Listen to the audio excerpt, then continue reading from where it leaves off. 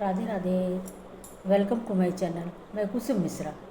आज के इस वीडियो में मैं आपसे 2025 में गोपाष्टमी कब है और इसकी पूजा आराधना कैसे करना चाहिए, ये पूजा आराधना क्यों की जाती है, ये किसकी याद में की जाती है और किसकी इसमें आराधना करना चाहिए, आदि से संबंधित जानकारी मैं अपने इसी वीडियो में आप सभी से शेयर करना चाहूँगी। तो प्रिय मित्रों, जैसा कि इस समय कार्तिक मास चल रहा है, इसमें लगभग प्रतिदिन एक नया व्रत उपवास आता है और इसकी सभी हमारे सनातन सभ्यता वाले लोग इनकी पूजा आराधना अवश्य करते हैं। तो ये मैं आज का वीडियो में गोपाष्टमी के बारे में थोड़ी जानकारी शेयर करने के लिए लेकर आई हूँ। तो अगर आज बताई हुई मेरी जानकारी थोड़ी भी आपको हेल्पफुल लगे तो हमारे वीडियो को लाइक करिए, कमेंट करिए, शेयर करिए। और जिन्होंने अभी तक हमारे वीडियो को देखने के बावजूद हमारे चैनल को सब्सक्राइब नहीं किया है, वो उनसे बहुत ही अधिक हमारा निवेदन है कि हमारे चैनल को सब्सक्राइब अवश्य कर दें, जिसमें कि इस प्रकार की उत्तम जानकारी उन तक सबसे पहले पहुंच सके। तो प्रिय मित्रों, ये गोपाष्टमी का जो व्रत होता है, ये कार्तिक शुक्ल के पक्ष की गोपाष्टमी से गोपाष्टमी होती है। तो ये व्रत और उपवास पूजा आराधना ये भगवान कृष्ण के जो गौपालक जो थे, जो गौओं की रक्षा करते थे, गौ को चराते थे, उनकी याद में इस दिन व्रत किया जाता है और गाय के बछड़े सहित उनकी आराधना पूजा की जाती है। तो मित्रों, हमें ये अवश्य करना चाहिए, परंतु इन बात का ध्यान रखना चाहिए कि हमें जो गाय है वो हमें देशी मिलना चाहिए, बछड़े सहित मिलना चाहिए, उनकी पूजा आराधना करना चाहिए। क्योंकि जैसा कि रामचरितमानस में लिखा है, विप्रदेन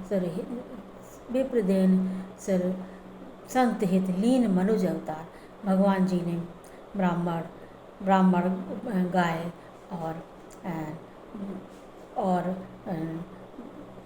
देवताओं के लिए ये अवतार, मनुज अवतार लिया था। और भगवान को, कृष्ण को गोपालक भी कहते हैं, क्योंकि गोविंदा, गोपाला, इस तरह से उनको हम लोग सभी उनको कहते हैं। तो आज के दिन जो गोपाष्टमी के दिन से उन्होंने माता जसोदा से बहुत ही उनसे विनय की थी कि मुझे सभी लोग गाय चराने जाते तो मैं भी जाऊंगा।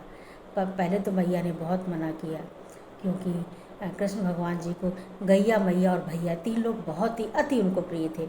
तो परंतु माँ ने कहा कि मैया बोली कि अरे लाला, तू तो अभी बहुत छोटो है, कैसे जाएगा। तो उन्होंने कहा नहीं, मैं जाऊंगा।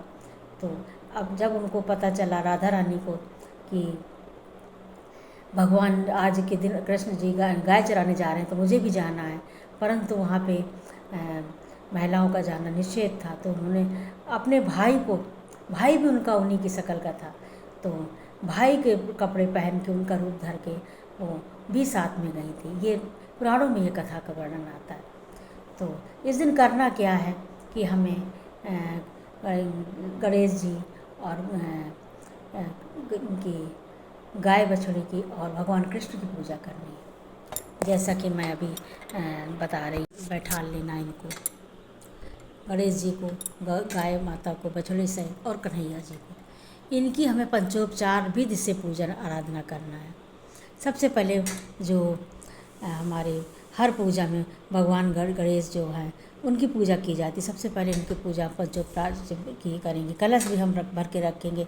अब क्योंकि अभी समय मैं वीडियो बना रही हूँ तो पूजा आराधना नहीं कर रही हूँ, और ये रात का समय है तो मैं पूरा देख के करके नहीं बता पा रही हूँ, क्योंकि अभी स्नान ध्यान भी नहीं किया हमने, तो मैं ऐसे ही शॉर्ट में बता रही हूँ। पहले इनकी पूजा करनी, कलश की पूजा करनी, गौरा मैया की पूजा करनी, उसके बाद हमें कन्हैया जी की पूजा करनी राधा जी के साथ में, और उसके बाद हमें गाय की पूजा आराधना बंदा करनी है।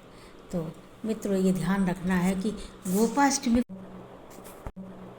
कार्तिक मास के शुक्ल पक्ष की अष्टमी तिथि को है।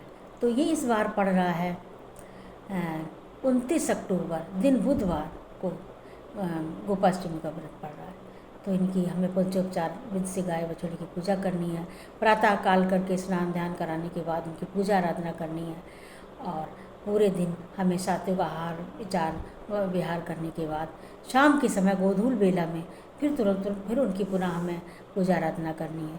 और उसके बाद में हमें उनको उस दिन चारा खिलाइए गौशाला में जा कर के, और उनको अन्न खिलाइए, जितना भी हो सके संभव उनकी सेवा करिए।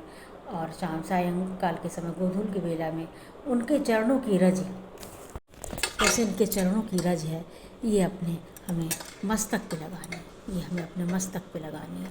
इन बात का ध्यान रखना है। बस इतना ही। तो मित्रों, बस यहीं तक हमारा वीडियो था। मिलते हैं अगले वीडियो में बहुत जल्दी। तब तक हमारे वीडियो को देखते रहिए, स्वस्थ रहिए, मस्त रहिए। धन्यवाद। जय श्री राधे।